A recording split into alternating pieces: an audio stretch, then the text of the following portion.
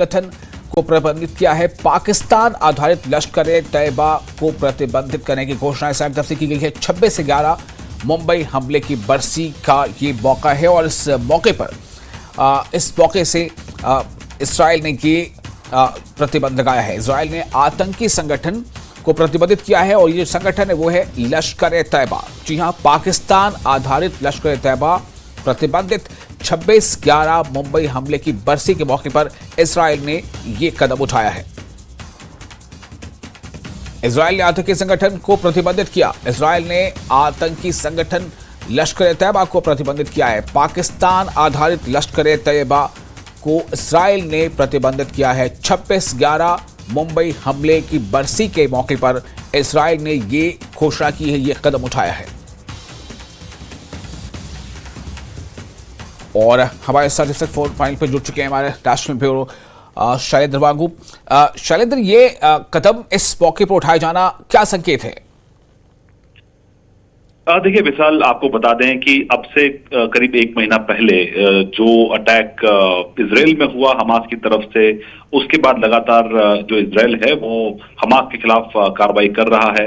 हमने लगातार तस्वीरें देखी हैं, लेकिन इसी बीच आपको याद दिला दें कि 26/11 मुंबई हमलों में जिसको करीब 15 साल होने को हैं अभी इस महीने के आखिर में, उसको 15 साल पूरे हो रहे हैं। उससे ठीक पहले इजराइल की तरफ से लश्कर-ए-तैयबा, जो कि पाकिस्तान बेस्ड टेरर आउटफिट है, उसके खिलाफ कार्रवाई करते हुए उसको बैन किया गया है। हालांकि आपको बता दें कि इजराइल जो है वो उन्हीं टेरर आउटफिट के खिलाफ कार्रवाई करता है जो कि उसको टारगेट करते रहे हैं। तो ऐसे में ये सबको याद है कि किस तरह से चाबाड़ हाउस जो मुंबई में है उसको निशाना बनाया गया था 26/11 मुंबई हमलों के दौरान, और उसमें कुछ इजरायलियों की जान भी गई थी और बेबी मोशे, जिसको सब लोग जानते हैं कि किस तरह से उसको रेस्क्यू किया गया था। तो उस भयावह मंजर से ठीक 15 साल बाद जो है इजराइल की तरफ से एक बड़ी कार्रवाई करते हुए लश्कर को बैन किया गया है, इजराइल की तरफ से एक बड़ा कदम उठाते हुए। और आपको ये बता दें कि जो ये इजराइल एम्बेसी की तरफ से जो स्टेटमेंट सामने आया है उसमें कहा गया है कि आतंकवाद के खिलाफ सभी को एकजुट होना होगा, इसीलिए इजराइल ने ये कदम उठाया है। हालांकि आपको ये भी याद दिला दें कि लगातार इजराइल की तरफ से मांग की जा रही है कि 7 अक्टूबर को हुए जो हमले, जो हमास की तरफ जो हमले हुए थे सदर्न इजराइल में, उसके बाद लगातार ये मांग की जा रही है इजराइल की तरफ से कि भारत जो है वो हमास को एक टेरर आउटफिट डिक्लेयर करे। हालांकि अभी तक इसको लेकर कोई ठोस फैसला नहीं लिया गया है, लेकिन लगातार ये इजराइल की तरफ से मांग की जा रही है कि हमास को बैन किया जाना चाहिए भारत की तरफ से। हालांकि जो एम्बेसडर इजराइल के हैं नौर गिलों दिल्ली में, उनकी तरफ से भी बार बार मांग की गई है कि जिस तरह का हमला किया गया 7 अक्टूबर को, उसके बाद भारत को भी कदम उठाना चाहिए। हालांकि इस पर भी ऑफिशियली कोई ऑब्जर्वेशन सामने नहीं आया है, लेकिन ये जरूर है कि 26/11 मुंबई हमलों की बरसी से 15वीं बरसी से ठीक पहले इजराइल की तरफ से ये बड़ा कदम उठाया गया है। लेकिन एक सवाल यहाँ पर ये पैदा हो रहा है कि इतना लंबा समय इजराइल ने आखिर क्यों लिया? ये तकरीबन 15 साल, 2008 का ये मामला है और 2008 के इस हमले के बाद, 26/11 के हमले के बाद 2023 में इजराइल जो है इस तरह का कदम उठाता है। देखिए, टाइमिंग पे जरूर पूछा जा सकता है कि ये इतना लेट क्यों हुआ इजराइल की तरफ से। हालांकि आपको याद दिला दें कि 6 इजरायली जो है नागरिक वो 26/11 मुंबई हमलों में उनकी जान गई थी। कुल 167 लोगों की इसमें जान गई थी, जिसमें विदेशी नागरिक भी शामिल थे, अमेरिकी नागरिक भी शामिल थे। लेकिन अब इजराइल ने ये कदम उठाया, हालांकि लेट हुआ है इस मामले में, बहुत देरी से कदम उठाया गया है, लेकिन इजराइल ने ये कदम उठाया है ठीक 26/11 मुंबई हमलों की बरसी से पहले। हालांकि इसको कुछ लोग जोड़कर भी देख रहे हैं कि जिस तरह से मांग लगातार इजराइल कर रहा है कि हमास को भारत बैन करे, हमास को भारत को बैन करना चाहिए, तो जाहिर तौर पर ऐसे में ये एक कदम हो सकता है कि जहां पर आतंकवाद के खिलाफ एकजुटता दिखाई जा रही हो इजराइल की तरफ से, और वो ये भी चाहता है इजराइल की भारत भी हमास जैसे आतंकी संगठन को ऑफिशियली भारत में बैन करे। चलिए, बहुत शुक्रिया आपका तमाम जानकारी के लिए।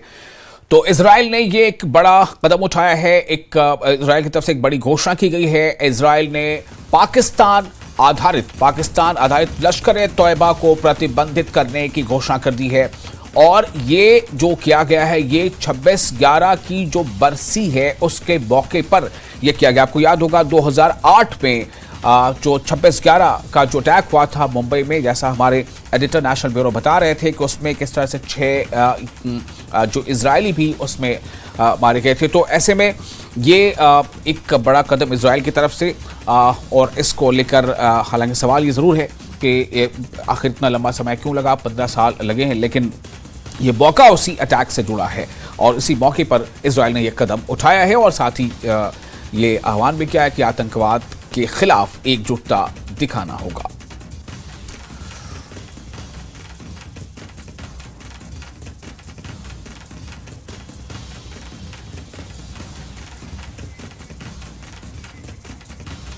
और इस खबर पर और ज्यादा बात करेंगे, हमारे साथ जम्मू कश्मीर के एक्स डीजीपी डॉक्टर एसपी वैद जुड़ चुके हैं। डॉक्टर एसपी वैद, आपका बहुत स्वागत है न्यूज़ 18 JKLH में। इजराइल का ये कदम जो है पाकिस्तान आधारित लश्कर तैयबा को बैन करने का, उसे प्रतिबंधित करने का, इसकी घोषणा जो है, इसे आप कैसे देखते हैं? ये एक बहुत वेलकम स्टेप है और मैं समझता हूँ इसराइल से हमें भी बहुत कुछ सीखना चाहिए। जिस तरह से हमास के खिलाफ वो कार्रवाई कर रहे हैं, जी। भारत सबसे पहला कदम भारत को लेना चाहिए कि ऐसे आतंकी संगठन को इमीडिएटली बैन करना चाहिए। और यही एक मौका है जब मुंबई अटैक की एनिवर्सरी 26/11 को हो रही है, उससे पहले पहले भारत को हमास को एक ग्लोबल टेररिस्ट डिक्लेयर करने पहले अपने कंट्री में बैन करना चाहिए और यूएन में इस मैटर को साथ देना चाहिए इसराइल का कि उसको इंटरनेशनल टेररिस्ट ऑर्गेनाइजेशन डिक्लेयर किया जाए। क्योंकि ये सभी, चाहे वो लश्कर तैयबा हो, चाहे जैश ए मोहम्मद हो, चाहे हिजबुल मुजाहिदीन हो या हमास जैसे हो, हूटी हो, ये सभी संगठन जो हैं ये एक पैन इस्लामिक टेरर ऑर्गेनाइजेशन में इनका कोई आपस में सिर्फ नाम का फर्क है, इनकी सोच में फर्क नहीं है, इनके आतंक में कोई फर्क नहीं है। इन सब के साथ सारी दुनिया को इकट्ठा होकर लड़ाई करनी चाहिए और भारत को सबसे पहले तो हमास को जिस अभी तक डिक्लेयर नहीं किया उसको आतंकी संगठन डिक्लेयर करके बैन करना चाहिए, ये मेरा मानना है। और इनके खिलाफ जो कार्रवाई इंटरनेशनल लेवल पे की जा सकती है वो करनी चाहिए। और दूसरा, हमास जैसे बहुत सारे अटैक भारत में हो चुके हैं, जैसे मुंबई अटैक, वो भी एक जो हमास का एक हमला हुआ जो 4 तारीख को 4 नवंबर को हुआ, 7 अक्टूबर को, जी। उसी तरह का अटैक मुंबई अटैक भी था। और भारत में पार्लियामेंट अटैक, भारत में सीरियल ब्लास्ट जो हुए दिल्ली और मुंबई में, वो सभी इस तरह के आतंकी हमले थे। जी। तो मेरा सवाल यहाँ पर डॉक्टर एसपी वैद साहब यही है कि इजराइल ने अगर ये कदम अब उठाया है, ये घोषणा की है, तो क्या ये सवाल इस पर नहीं उठेंगे कि इजराइल ने लश्कर तैयबा को बैन करने का ये कदम क्या देर से लिया है या जल्दी लिया है? कैसे देखा जाएगा इसे? इसमें काफी साल लग गए, ये तो बात सही है, लेकिन मैं समझता हूँ देर आए दुरुस्त आए। अभी उन्होंने इस पे कार्रवाई की, तो लेकिन हमें भी हमास को इसी तरह से आतंकी संगठन डिक्लेयर करके उसको बैन करना चाहिए और इंटरनेशनल लेवल पे इजराइल के साथ मिलकर इन सभी संगठनों के खिलाफ कार्रवाई करनी चाहिए। तो क्या आप इसका मतलब ये समझ रहे हैं कि इजराइल का उठाया गया ये कदम कहीं ना कहीं वो एक तरह से ये आशा रखता है भारत से कि भारत जो है वो हमास को बैन करे? बिल्कुल नेचुरल है, वो रेसिप्रोकल एक्सपेक्ट करते होंगे और भारत को करना भी चाहिए। जी। इसका क्या असर हो सकता है अगर इस तरह से ये होगा? जब इजराइल जो है 15 साल लगभग समय उसने ले लिया, 2008 का वो 26/11 का मामला था जब जो मुंबई में जो अटैक हुआ था उसमें कुछ इजरायली जो है उनकी भी जानें चली गई थी। तो ऐसे में अगर ये लेट कदम उठाया गया तो उसका कारण क्या हो सकता है और उसका अब क्या असर पड़ेगा? जी। मैं समझता हूँ इस तरह से डिक्लेयर करने से इनके एसेट्स सीज होते हैं, इनका फ्री मूवमेंट चेक होती है, इस लीगल कार्रवाई मजबूत होती है। तो जी। ये सारे इस तरह का कदम लेने से ये सारे एक्शन जो पुलिस एक्शन है वो आसान हो जाता है। जो लीगल कार्रवाई इनके खिलाफ होती है वो उसको मजबूती मिलती है। ये जरूरी होता है कि हमें इनको डिक्लेयर करना चाहिए। जी। डॉक्टर वसीम वैद साहब, बहुत शुक्रिया। आप हमारे साथ बने रह सकते हैं। हमारे साथ इस वक्त कविंदर गुप्ता भी जुड़ चुके हैं। मैं उनसे भी एक दो प्रश्न कर लेता हूं, फिर आपसे मुझसे प्रतिक्रिया भी ले लूंगा। कविंदर गुप्ता जी, आपका बहुत स्वागत है न्यूज़ 18 JKLH में। आप किस तरह से देखते हैं इस फैसले को, जो इसराइल ने ये फैसला लिया है लश्कर तैयबा को बैन करने का? देखिए, आतंकवाद पूरी दुनिया के लिए एक नासूर है और जिन जिन देशों ने इसको भुगता है तो उनको आतंकवाद क्या होता है उसके बारे में जानकारी मिली। अभी हाल ही में 2 महीना पहले जो हमास ने इसराइल में किया है बड़ा निंदनीय है और उसके बाद इसराइल ने भी उस प्रकार से आतंकवाद को खत्म करने का जो प्रण लिया है। भारत में लगातार सरकार की ढीली नीतियों के कारण से यहाँ पर आतंकवाद बढ़ा था, लेकिन आज भारत में एक मजबूत सरकार है और हमने अपनी कूटनीति के माध्यम से, अपनी विदेश नीति के माध्यम से सभी पूरे विश्व को एक जगह इकट्ठा किया है और जो भी अलग अलग फोरम होते हैं वहां पर आतंकवाद के प्रति सभी का एक मत बनाया है कि यहाँ पर आतंकवाद के प्रति सभी देश इकट्ठे हों और आज वो दुनिया में वातावरण बना भी है। तो फिलहाल जो इजराइल ने किया है उसका मैं समर्थन करता हूं और सराहनीय कदम है। इस प्रकार से क्योंकि ये जो पूरे 70 देश आतंकवाद के जो मुस्लिम देश हैं उसमें कई अधिकांश देश इसका समर्थन जब करते हैं, धर्म के नाम पर नहीं होना चाहिए। आतंकवाद सभी के लिए एक दिक्कत है, बड़ी मुश्किलात है और दुनिया में जिस प्रकार से हथियारों का लेन देन ये चीजें होती हैं वो अपने आप में इसको कहीं ना कहीं रोक लगाने की जरूरत है। जब विश्व एक फोरम पर इकट्ठा होगा तो स्वाभाविक बात है कि आतंकवाद का खात्मा होना बहुत जरूरी है दुनिया से। जी।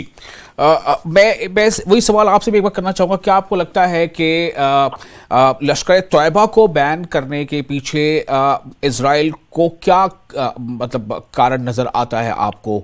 और अगर ये 26/11 की बरसी का वाला मामला है तो फिर इसमें इतनी आखिर अगर हुई है तो क्यों हुई है, या फिर ये कि सही समय है? ये भारत में लश्कर तैयबा का आतंकवाद के लिए एक बहुत बड़ा रोल रहा है। तो स्वाभाविक बात है कि जब इजराइल में होने वाले आतंकवाद को कहीं ना कहीं उसकी निंदा करते हैं तो इजराइल ने भी लश्कर तैयबा जैसे संगठन ये कहीं भी पहुंच सकते हैं। अफगानिस्तान में जो आज भी जो हुआ आतंकवाद के कारण से हुआ, वहां पर दूसरे कानून लागू किए जाते हैं, हाथ देना, क्या ऐसा शरीयत में लिखा हुआ है? इस चीज को धर्म का सहारा न देकर के मुझे लगता है कि सभी को एक फोरम पर इकट्ठा होने की, आतंकवाद अलग अलग रूप से, अलग अलग नाम से, अलग अलग ये जो बदल करके ये नाम पूरे विश्व में काम कर रहा है।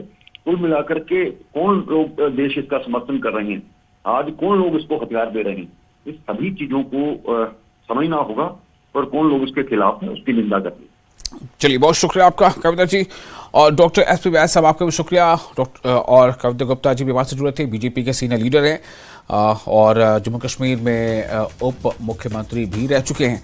उनका कहना था कि इजराइल का ये जो कदम है वो उसे वेलकम करते हैं और डॉक्टर SP वैद ने भी ऐसे कहा है कि यह सराहनीय कदम है।